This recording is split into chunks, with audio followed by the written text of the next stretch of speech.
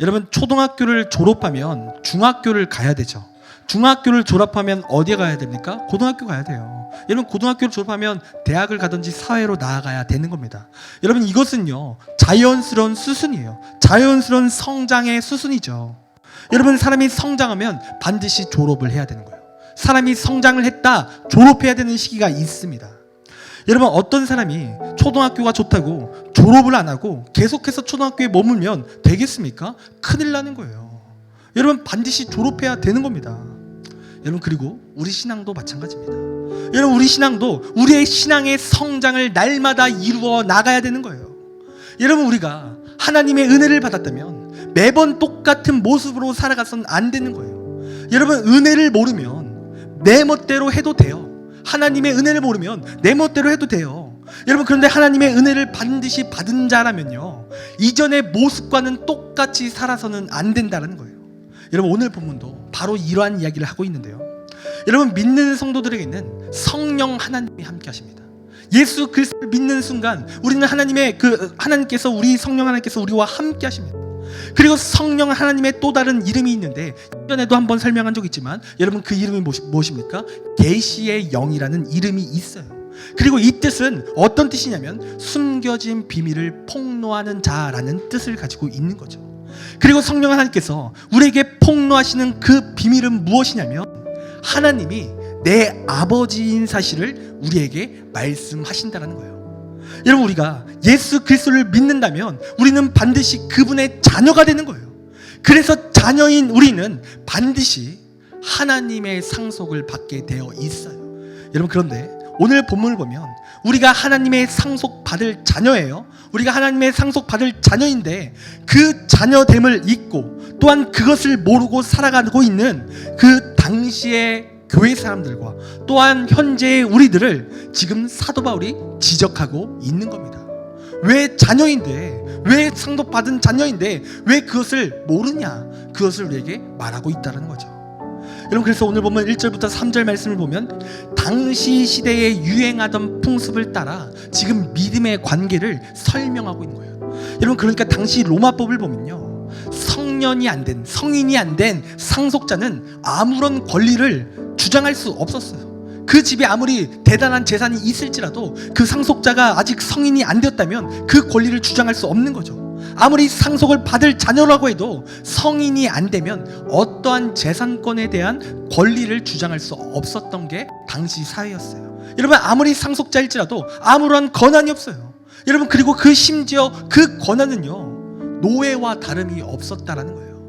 여러분, 당시 로마의 사회는요, 여러분, 성인이 되기까지 초등학문이라는 것을 배웠는데 그 초등학문 수업이 다 끝나기까지, 성인이 되기까지, 그 수업을 마치기까지 그의 신분은 노예와 다름없다라는 거예요. 그런데 여러분, 지금 이러한 내용을 바울이 믿음과 연관되게 설명을 하고 있다는 거예요. 그리고 믿음도 마찬가지로 우리가 하나님의 상속자인데, 하나님께 상속받는 상속자인데, 여러분 3절 말씀을 보니까 우리가 초등학문의 아래에 있어서 지금 종노릇하고 있다는 말을 하고 있는 겁니다. 여기서 초등학문이라는 것은 여러분 율법을 가리키는 거예요. 율법. 그런데 그 율법에 거하는 동안 우리는 종노릇하고 있다는 거죠. 여러분, 그러니까 상속자가 권한이 있지만 그 권한을 행사할 수 없는 것처럼 하나님의 상속자가 아무런 권한을 없이 종노릇하고 있다라는 의미인 겁니다.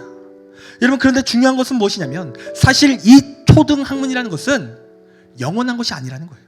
여러분, 이 초등학문은 성년이 되기까지 배워야 하는 학문이죠. 졸업해야 될 때가 있다라는 뜻이에요.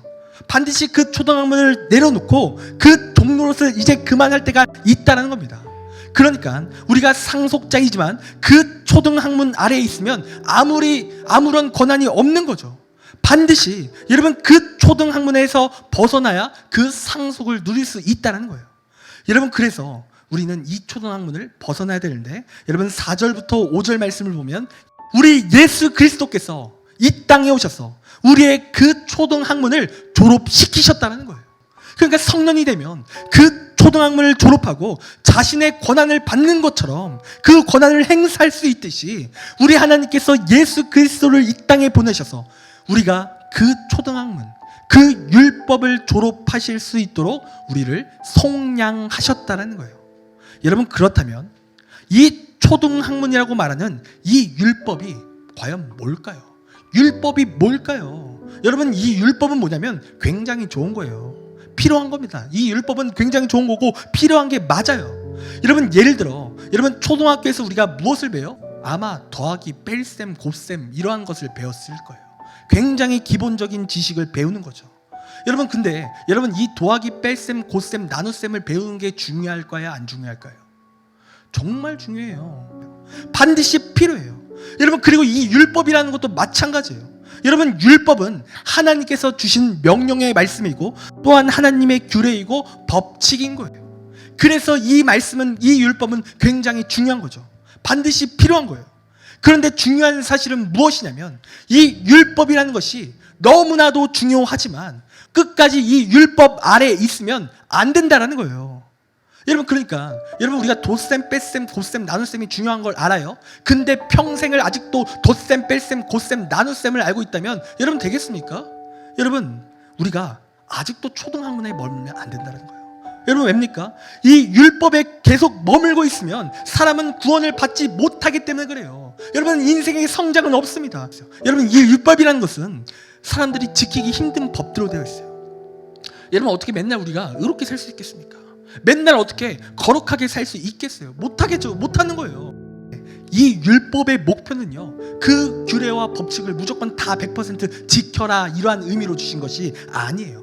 여러분, 하나님께서 이러한 율법을 주실 때 그 주신 목적과 그 기능은 무엇이냐면 우리가 이 율법을 못 지키는구나, 내가 이렇게 연약하구나, 이것을 깨닫게 하시기 위해 주신 목적과 기능이 율법이라는 거예요. 내가 하나님의 은혜 없이는 살아갈 수 없구나, 이것을 깨닫게 하시는 것이 하나님께서 주신 율법이라는 겁니다.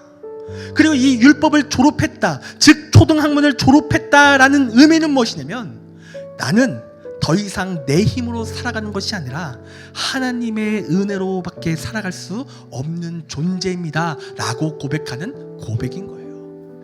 나는 하나님의 은혜가, 그 절실한 은혜가 필요함을 고백하는 겁니다. 여러분, 그리고 이러한 고백이 초등학문, 그 율법을 졸업시키는 거예요. 그리고 그렇게 졸업하고 나면 우리에게 권한이 생깁니다. 여러분, 그 권한이 생기는데 그 권한이 무엇입니까? 우리가 하나님을 아버지라 부를 수 있는 권한이 생긴다는 거예요. 그리고 우리는 첫 천국 백성이 되어 천국을 상속받게 된다는 거예요. 그리고 특별히 그냥 아버지도 아니고 아빠, 아버지라고 부를 수 있는 권한은 어떤 의미냐면 여러분, 우리가 하나님의 사랑을 독차지한다라는 의미인 거예요. 여러분, 우리가 아빠라고 할 때 여러분, 이 아빠의 의미는 어떤 의미입니까? 무서운 하나님이 아니고 언제나 그 아빠는 따뜻하고 우리를 안아주시는 하나님, 우리에게 뭐든지 다 해줄 것 같은 그 하나님, 그렇게 다가오시는 하나님이 우리 아빠, 아버지라는 겁니다. 그리고 실제로 우리의 자녀이 된 우리를 위해 자신의 목숨을 거셨죠. 십자가에 죽으신 거예요, 나를 위해서. 여러분, 그리고 이 사랑은요, 세상 그 어떠한 것보다 위대하고 능력 있는 사랑입니다. 그러한 사랑을 상속자인 우리가 받는다라는 거죠. 여러분, 그런데요, 이러한 사랑을 우리가 받거든요. 그런데 문제는 무엇인지 아십니까? 왜 아직도 초등학문에 머물러 있냐라는 거예요. 그리고 현 시대를 살아가는 우리에게는 왜 아직도 하나님을 의지하지 못하고 있냐라는 거예요. 왜 아직도 하나님을 의지하지 못하고 돈을 의지하고 내 성적을 의지하고 친구들을 의지하고 있냐라는 거죠.